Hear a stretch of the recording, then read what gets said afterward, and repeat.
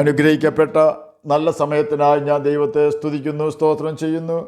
ദൈവവചനം ശ്രവിച്ചുകൊണ്ടിരിക്കുന്ന എല്ലാ ദൈവമക്കൾക്കും വീണ്ടും വരാമെന്ന് അരുളി ചെയ്തവനായ കർത്താവായ യേശു ക്രിസ്തുവിൻ്റെ ധന്യനാമത്തിൽ ഞാൻ എൻ്റെ സ്നേഹവന്ദനം അറിയിക്കുന്നു.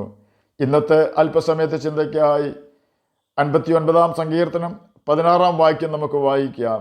ഞാനോ നിൻ്റെ ബലത്തെക്കുറിച്ച് പാടും, അധികാലത്ത് ഞാൻ നിൻ്റെ ദയയെക്കുറിച്ച് ഘോഷിച്ചാനന്ദിക്കും. കഷ്ടകാലത്ത് നീ എൻ്റെ ഗോപുരവും അഭയസ്ഥാനവും ആയിരുന്നു. അനുഗ്രഹിക്കപ്പെട്ട ഒരു വേദവാക്യമാണ് നാം കേട്ടത്.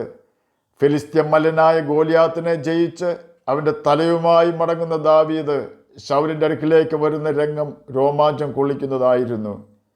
ദാവീദിനെയും ശൗലിനെയും പ്രകീർത്തിച്ച് ഇസ്രായേൽ സ്ത്രീകൾ പാടി, ശൗൽ 1000 കൊന്നു, ദാവീദോ 10,000. ഇങ്ങനെയായിരുന്നു അവർ പാടിയത്.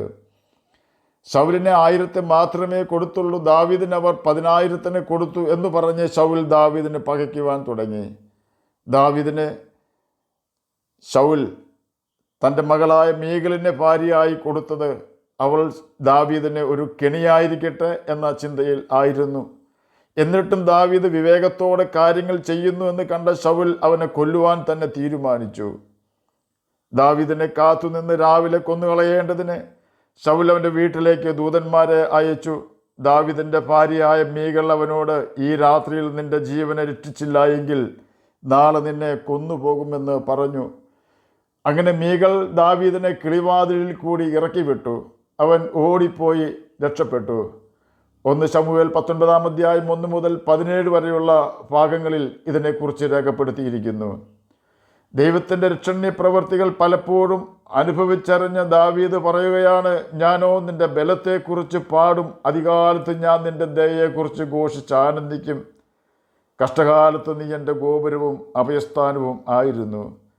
ഭൂമിയിലെ ഏതൊരു ഗോപുരവും അഭയസ്ഥാനവും പൂർണ്ണ തോതിൽ ഒരിക്കലും സംരക്ഷണം തരുന്നതല്ല. കാരണം ഇന്ത്യൻ പ്രധാനമന്ത്രിക്ക് സംരക്ഷണം കൊടുക്കുവാൻ നിന്നിരുന്ന 2 സിഖുകാർ തന്നെയാണ് അവരെ വെടിവെച്ച് കൊന്നത്. അതുപോലെ തന്നെ ചില വർഷങ്ങൾക്ക് മുമ്പ് വന്ന ഒരു വാർത്തയാണ്, ഇറാൻ അണുബോംബ് നിർമ്മാണ വിദഗ്ധനായ ശാസ്ത്രജ്ഞനെ ഇസ്രയേൽ ചാരസംഘടനയായ മൊസാദ് ഇറാൻ്റെ മണ്ണിൽ വെച്ച് തന്നെ വെടിവെച്ച് കൊന്നു എന്നത്. ശക്തന്മാരായ വ്യക്തികളുടെ അകമ്പടിയോടെ മാത്രം നീങ്ങുന്ന വ്യക്തിയായിരുന്നു ആ ശാസ്ത്രജ്ഞൻ.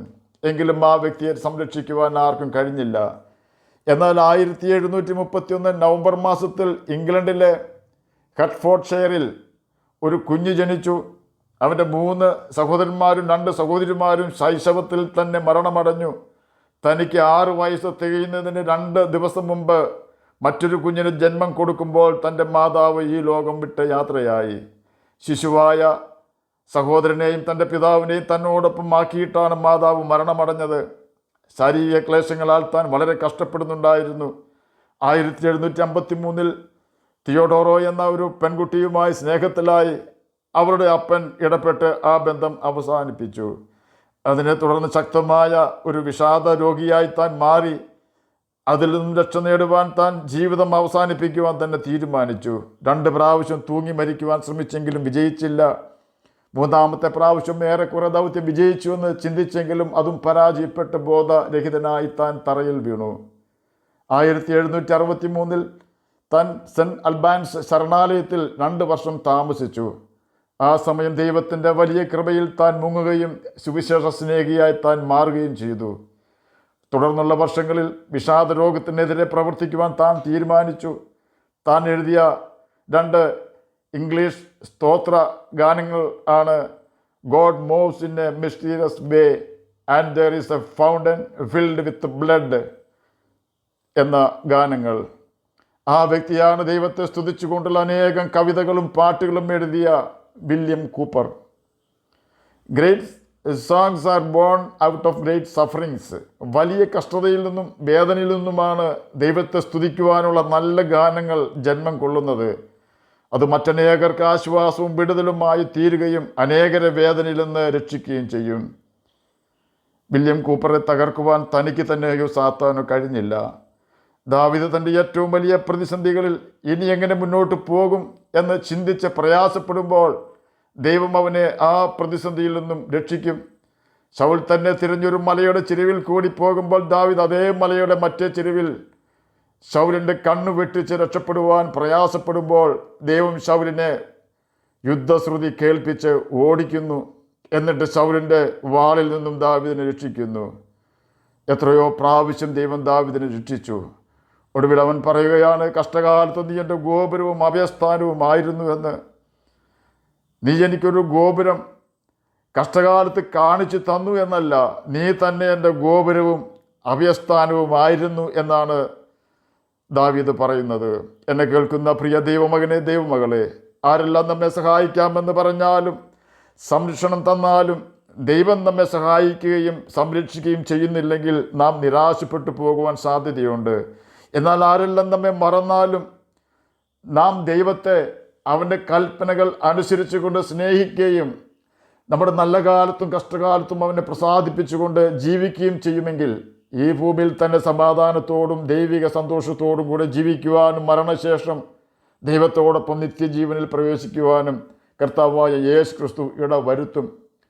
കഷ്ടകാലത്ത് നമ്മെ സഹായിക്കുകയും നമ്മോട് കൂടെ ഇരുന്ന് സകല ഭയങ്ങളിൽ നിന്നും നമ്മെ രക്ഷിക്കുകയും ചെയ്യുന്ന കർത്താവായ യേശു ക്രിസ്തുവിനെ നമ്മുടെ നല്ല കാലത്ത് നാം മറക്കാതിരിക്കുവാൻ ശ്രദ്ധിക്കണം. നമ്മുടെ ജീവിതത്തിൽ ദൈവം തരുന്ന എല്ലാ സന്തോഷങ്ങളിലും യേശു ക്രിസ്തുവിനെ സന്തോഷിക്കുവാൻ അവസരം നാം കൊടുക്കണം.